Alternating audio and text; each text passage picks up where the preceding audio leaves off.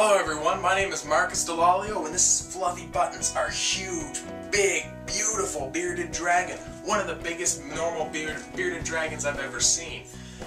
In this episode of Mad Exotics, what we're going to be doing is showing you how to make bearded dragon food.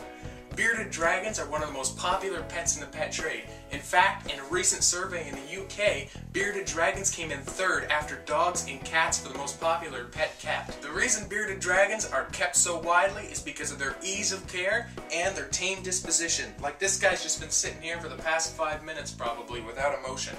Bearded dragons aren't just herbivores, they're actually omnivores, and as they grow older they'll need more plant matter than protein, but when they're younger, 80% of their diet requires protein.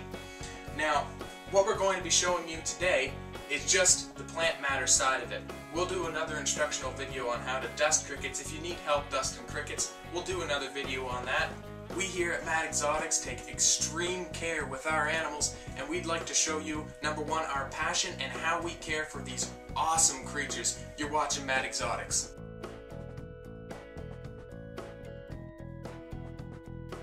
So, here's what we've got. We've got romaine lettuce, and it's very important you use romaine lettuce and not iceberg lettuce. Iceberg lettuce has no nutritional value to the animals, and it causes them some intestinal harm.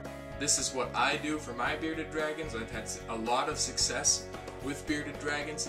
I'm in no way an expert about bearded dragons. That's off the table right now. But I do love these animals, and from what I've done with these animals in the past, I feel that I am qualified enough to prepare their food.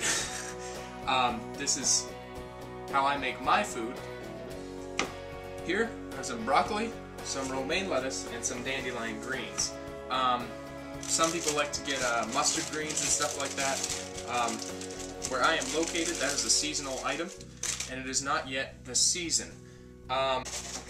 Chop them up so they kind of look like this. And then what you do after that, you just rip them up. You get these nice small little pieces up in here.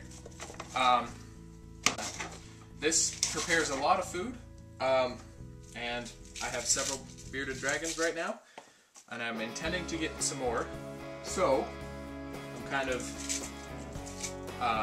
preparing more than you would for the average bearded dragon. Like Steve Irwin used to say, if it's not good enough for me, it's not good enough for the animals. Chopped all the smaller bits, chopped all the main stalks off of the main stalk, and then I just cut them in half. And after I'm done cutting them in half, what I do is I line them up so they look like one again, and I start to just chop away at them nice and slow. Here, I'll show you that. So there's no real exact measurement for this. It's basically the size of your dragons. Bigger dragons will eat bigger food pieces, and smaller dragons need smaller food pieces. So what I'm doing right now is I am chopping up some dandelions in small little pieces, just like the romaine lettuce. And actually right now I think is a good time to go into what to put on it. Zoom in multivitamin. What I do with this is I just take it and I just give it a nice, I'm going to lift it up for you. Just give it a nice kind of just like this. Make sure almost everything looks like it's covered. Next is some Fluker's calcium with D3. D3 helps them absorb it. Without the D3, it would just kind of pass through them. They would absorb some, but they wouldn't pass through them. Or it would just pass through them. And you do basically the same thing with the calcium. A light snow has fallen on top of it. Some other stuff. This is Zilla food spray vitamin supplement with beta carotene.